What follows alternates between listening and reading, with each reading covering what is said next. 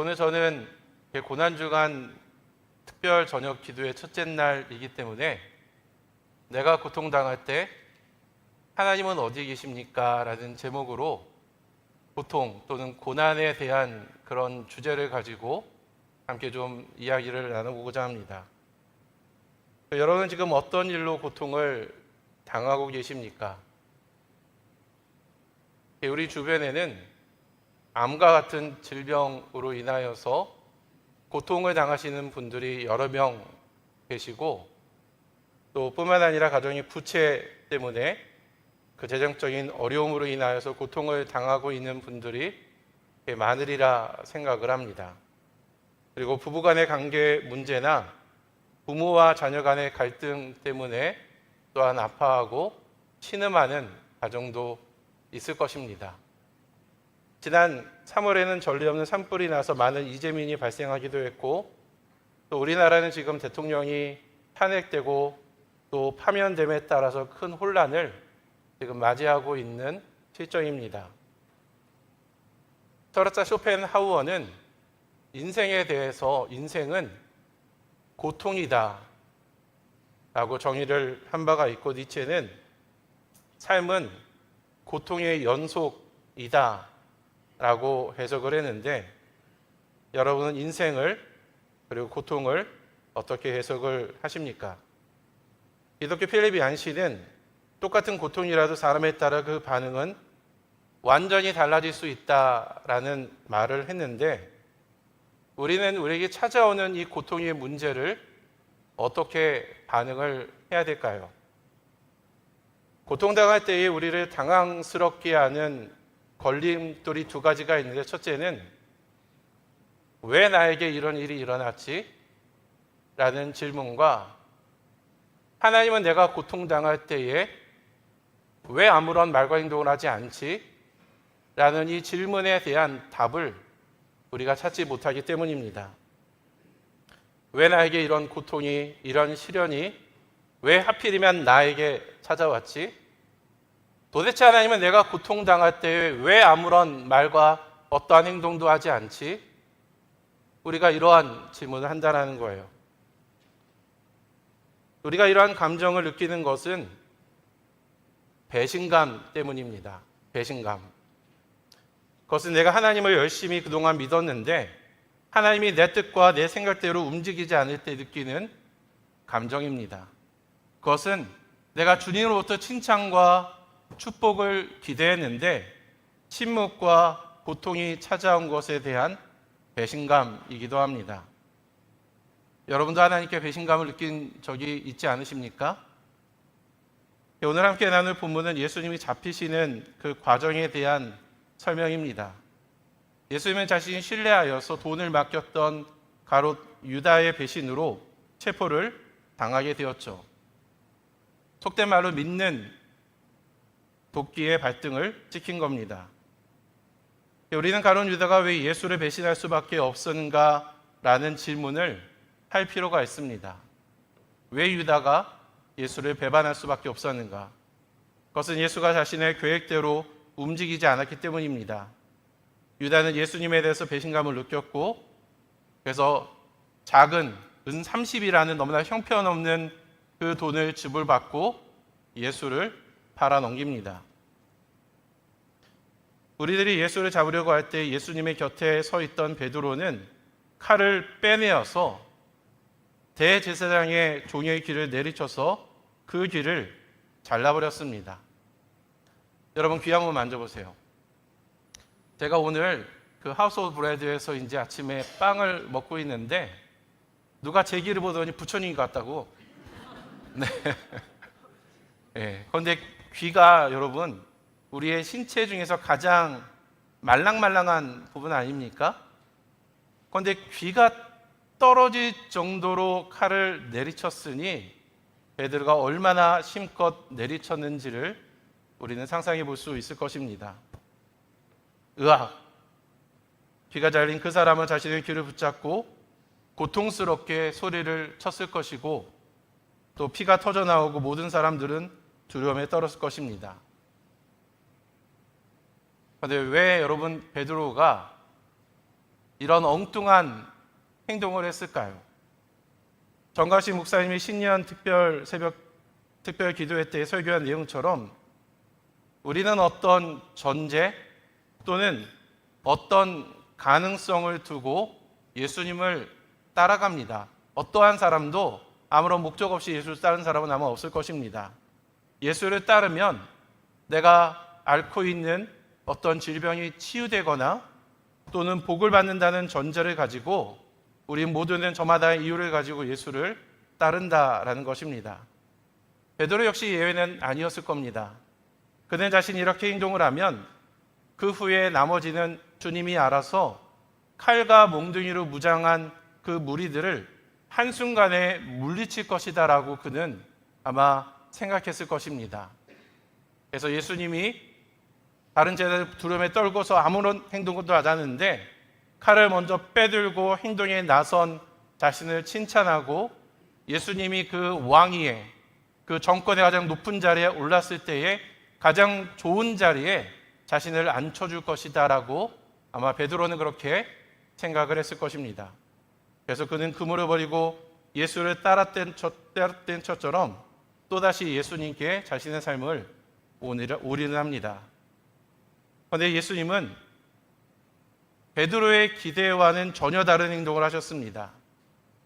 누가복음에 보면 이 대제사장 종의 이름이 언급이 되고 있는데 그의 이름은 말고입니다.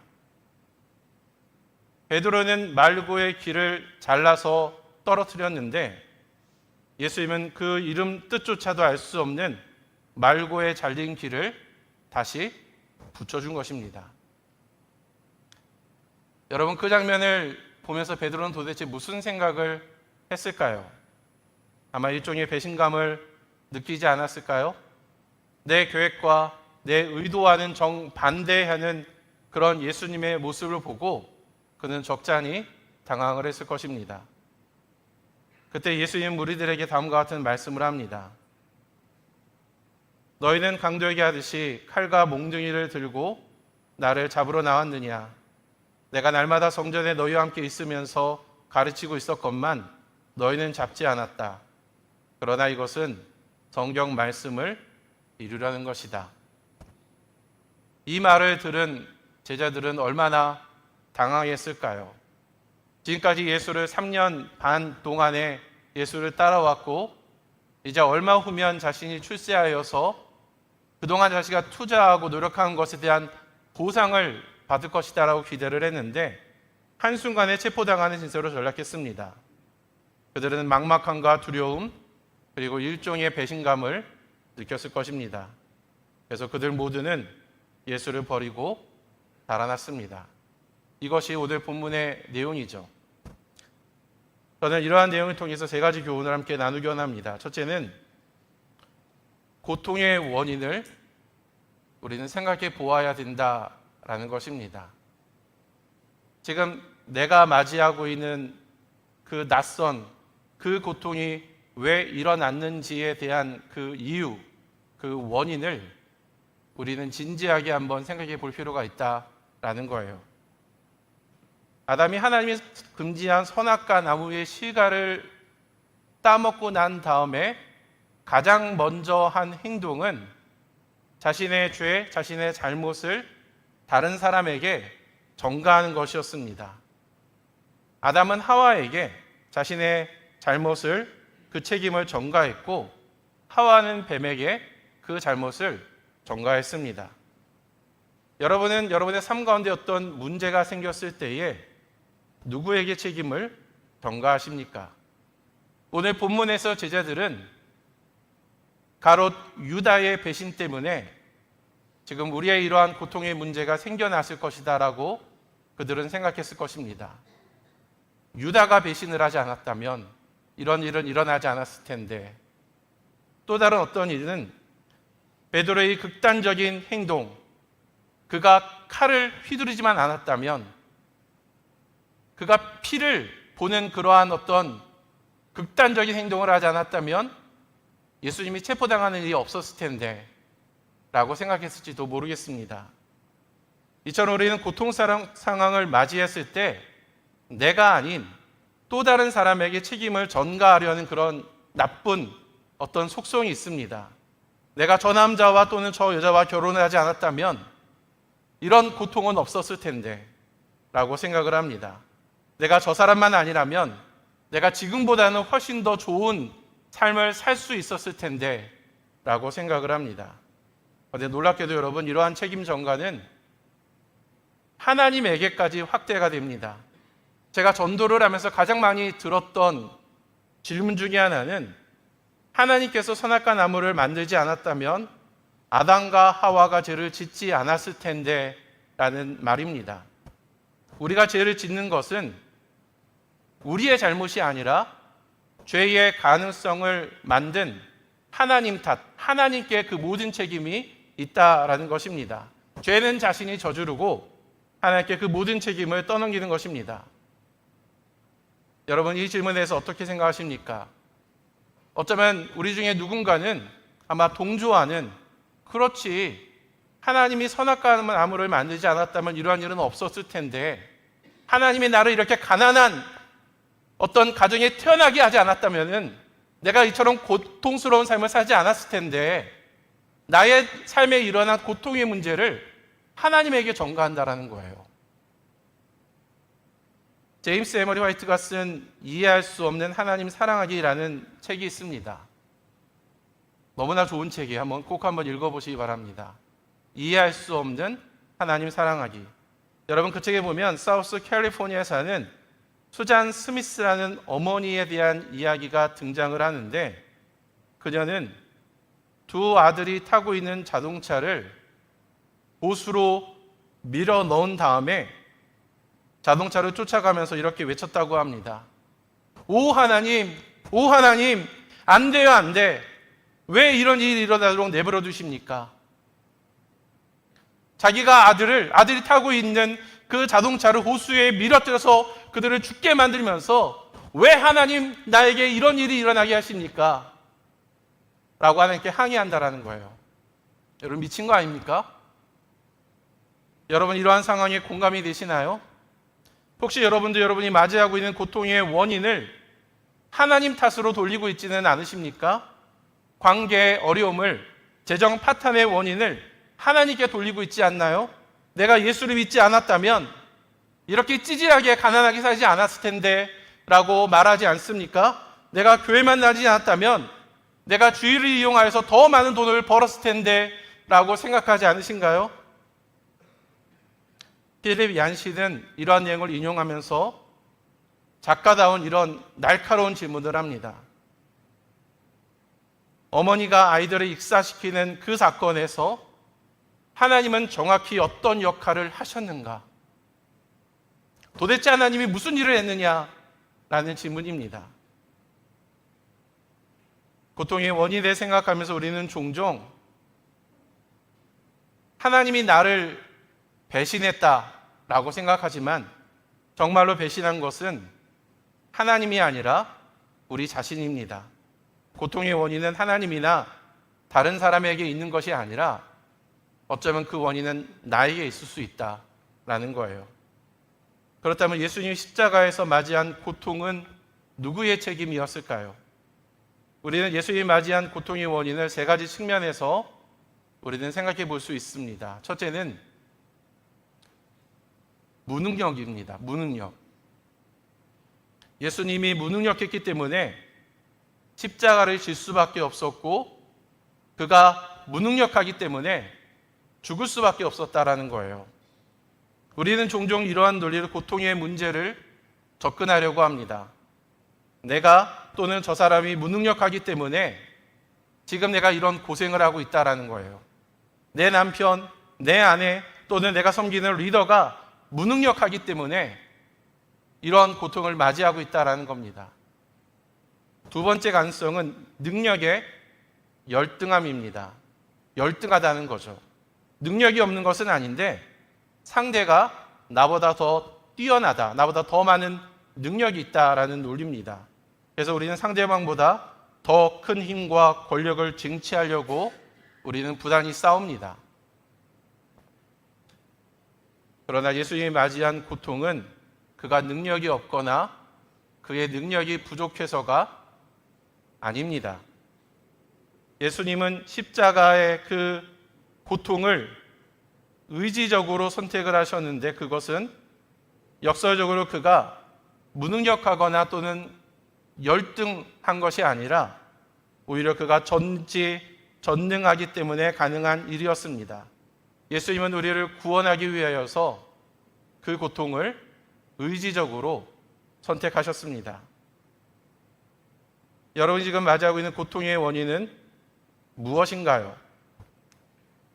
우리는 그 고통의 원인을 다른 사람이나 또는 하나님 탓으로 돌리기 전에 내가 맞이하고 있는 고통의 원인을 깊이 생각해 볼 필요가 있습니다. 두 번째 나누고 싶은 교훈은 내가 고통당할 때 하나님도 함께 아파하신다라는 것입니다. 내가 고통당할 때 나만 아픈 것이 아니라 하나님도 아파한다라는 거예요. 지난달에 제가 어떤 분과 복음 상담을 했는데요. 복음 상담 중에 그분이 저한테 이런 질문을 했습니다. 내가 하나님이 존재한다는 것은 내가 알겠는데 왜 아들 예수가 고통당할 때 아버지 하나님이 어떠한 말과 행동도 하지 않고 가만히 계셨느냐라는 질문입니다. 그분은 이 질문이 풀리지 않아 그동안 예수 믿는 것을 미뤄두었다라고 설명을 했습니다. 여러분, 이 질문은 우리가 가볍게 넘길 만한 내용은 아닙니다. 암과 같은 질병으로 인해서 고통당하는 분들이나 화염으로 인해서 모든 것을 일시에 잃어버린 분들은 여전히 질문을 하면서 하나님과 씨름합니다. 내가 고통당할 때 왜 하나님은 아무런 말이나 행동을 하지 않으셨는가? 우리는 왜 하나님이 내가 고통당할 때 아무 말도 하지 않고 어떠한 행동도 하지 않는지 우리는 알 수가 없습니다. 그래서 이해할 수 없는 하나님을 원망하기도 하고 납득이 안 되면 그냥 하나님을 거부하고 맙니다. 그렇다면 이렇게 질문을 바꾸어 봅시다. 여러분, 중요한 질문이에요. 우리가 고통당할 때 하나님은 아프지 않으셨을까요? 여러분이 정말로 죽고 싶을 만한 그 고통의 순간에 그 모습을 보는 하나님은 아프지 않으셨을까요? 누군가가 암에 걸렸을 때, 누군가 부부관계로 죽고 싶은 마음이 들었을 때에 하나님은 아프지 않았을까요? 예전에 이재인 목사님은 딸 폴리비가 골절이 되어서 고통스러워했을 때에 딸 아이보다 자신이 더 아팠다라고 여러 번이 강단에서 이야기를 하셨습니다. 저도 제 딸 하원이가 아토피 때문에 밤에 자지 못하고 힘들어할 때, 그리고 제 아들이 독소에 물려서 그 독이 심장으로 퍼져나갈 때에 그 모습을 보는 제 마음은 너무나 괴로웠어요. 너무 힘들었습니다. 여러분, 자녀가 고통 가운데 죽어가고 있다면 그 부모의 마음은 어떠할까요?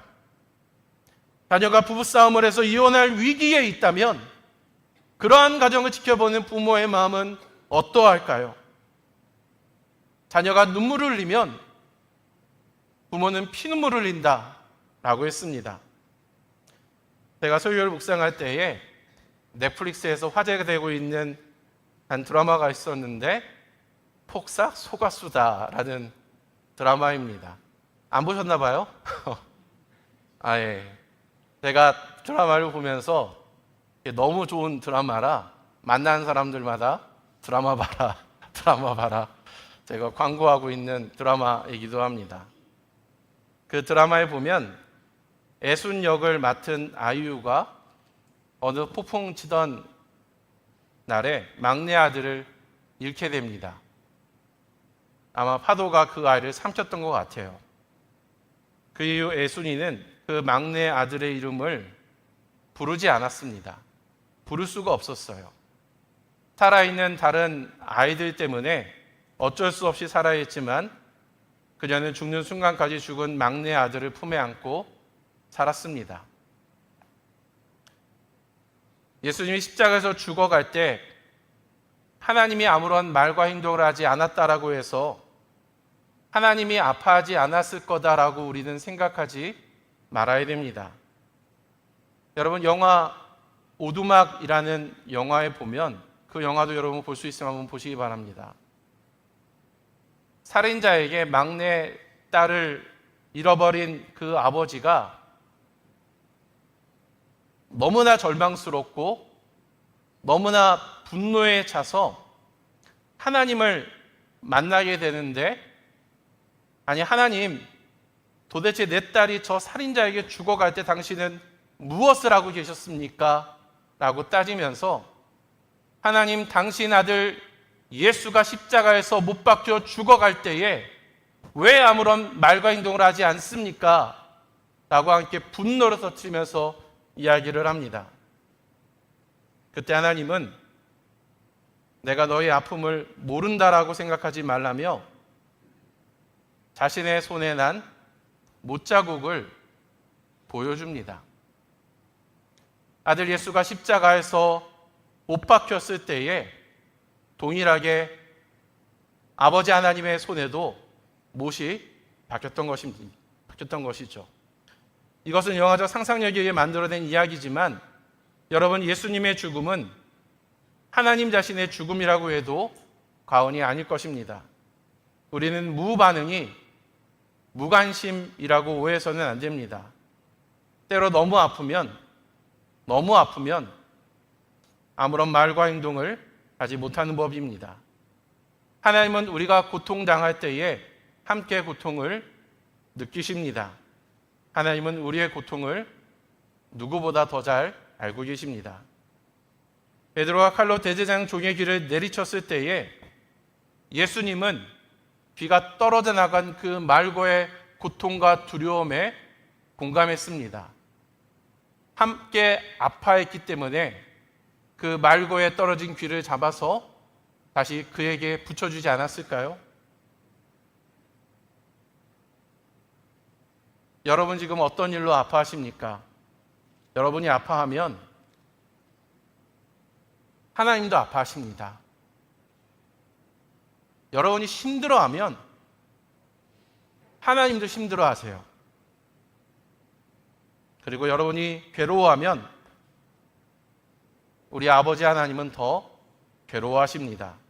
하나님은 우리 모든 일에 공감하십니다.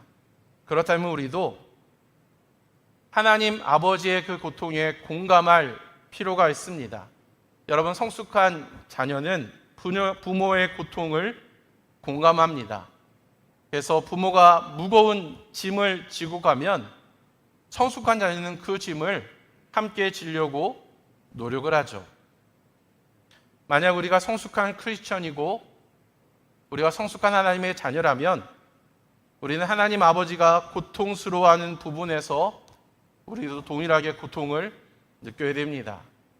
그리고 만약 지체가 어떤 일로 인해서 고통스러워하면 우리 역시 그와 함께 아파하고 함께 울어줄 수 있어야 됩니다.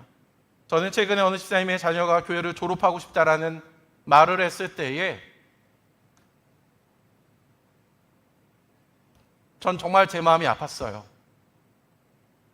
그리고 어떤 자매가 내 남편이 교회 나기를 간절히 기도한다라고 말을 했을 때에 나 또한 그분이 돌아오기를 기도하겠다라는 말을 했습니다. 여러분, 우리는 한 몸 공동체입니다. 우리는 함께 웃고 함께 아파야 됩니다. 제가 마지막으로 나누고 싶은 교훈은 고통에는 이유가 있다라는 것입니다. 우리는 오늘 본문에서 예수님의 칼과 몽돌을 무장한 무리들에게 체포당했는지 그 이유를 알아야 됩니다. 더 나아가 왜 예수님께서 십자가에서 못 박혀 죽으셨는지에 대한 이유를 반드시 알아야 됩니다. 예수님은 아무런 이유 없이 고통을 당한 것이 아닙니다. 예수님의 고통에는 분명한 이유와 목적이 있었는데 이사야 선지자는 이것을 이렇게 표현했습니다. 그가 찔림은 우리의 허물 때문이요 그가 상함은 우리의 죄악 때문이라. 그가 징계를 받음으로 우리가 평안을 누리고 그가 채찍에 맞음으로 우리는 나음을 받았다. 예수님은 우리의 허물과 죄악 때문에 찔리고 상하셨습니다. 여러분 한번 끝나지 않는 고통을 생각해 보십시오. 고통인데 끝나지 않는 고통을 한번 생각해 보십시오. 그것도 불타는 불못에서 고통당하는 것을 한번 상상해 보시기 바랍니다. 저는 제가 초등학교 6학년 때에 어느 집사님이 전한 복음을 듣고 예수님을 믿게 되었을 때에 이제는 나도 예수 믿고 구원받아서 내가 천국 가는구나 라는 기쁨과 동시에 제 마음속에는 나는 예수 믿어서 구원받아서 천국 가는데 그렇지 못한 우리의 사랑하는 내 가족들이 저 끔찍한 고통에 갈 수밖에 없다라는 사실 때문에 내 마음은 기뻤지만 온전히 기뻐할 수는 없었습니다. 그 마음이 지금도 제 마음 한켠 가운데 제가 여러 사람들을 볼 때에 내 가운데 영원한 기쁨이 있지만 제가 온전히 기뻐하지 못하는 마음은 누군가는 그러한 기쁨을 누리지 못하고 영원한 하나님의 심판 가운데 거한다라는 그 생각 때문에 여전히 제 마음이 아픕니다. 우리는 살면서 힘들다 죽겠다고 하는데 여러분 지옥의 고통보다 끔찍한 고통은 없습니다. 예수님은 끝나지 않는 그 영원한 고통으로부터 우리를 해방시키기 위하여서 십자가에서 죽으시고 부활하셨습니다. 예수님은 사망 권세를 깨뜨리시고 영원한 생명으로 우리를 인도하셨습니다. 얼마 전에 강민선 집사님 아버님께서 요양병원에 계실 때에 가서 이렇게 복음을 이렇게 전한 적이 있습니다. 아버님은 거친 숨을 쉬면서 마지막 순간을 기다리고 계셨습니다. 강민선 집사님은 눈물을 흘리면서 아빠가 먼저 천국에 가 계시면 우리도 나중에 천국에 가니까 그때 다시 만나자 라고 눈물을 흘리면서 그렇게 아버지에게 미리 작별 인사를 했습니다. 여러분 고통에는 끝이 있습니다. 예수님이 우리에게 알려주신 그 고통의 끝은 평화와 회복입니다. 우리는 예수님이 선택하신 십자가를 선택함으로 이러한 평화와 축복을 얻을 수 있습니다. 이제 오늘부터 고난주간 특별 저녁 기도가 시작되는데 여러분 고통을 어떤 관점에서 바라보고 계십니까? 통제되지 않고 내 마음대로 할 수 없는 그 고통을 외면하고 그 고통을 피하여서 본문에 나오는 제자들처럼 도망을 가십니까? 예수님은 우리를 영원한 생명으로 인도하기 위하여서 그 고통을 선택하시고 그 고통을 온전히 자신의 것으로 받아들였습니다. 그렇다면 우리도 우리의 삶 가운데 여러 종류의 고통이 왔을 때에 그것을 외면하고 도망치는 것이 아니라 그 고통 속에서 끝까지 주님을 따르는 주님의 제자가 되기를 주님의 이름으로 축복합니다. 함께 이 시간 찬양하도록 하겠습니다.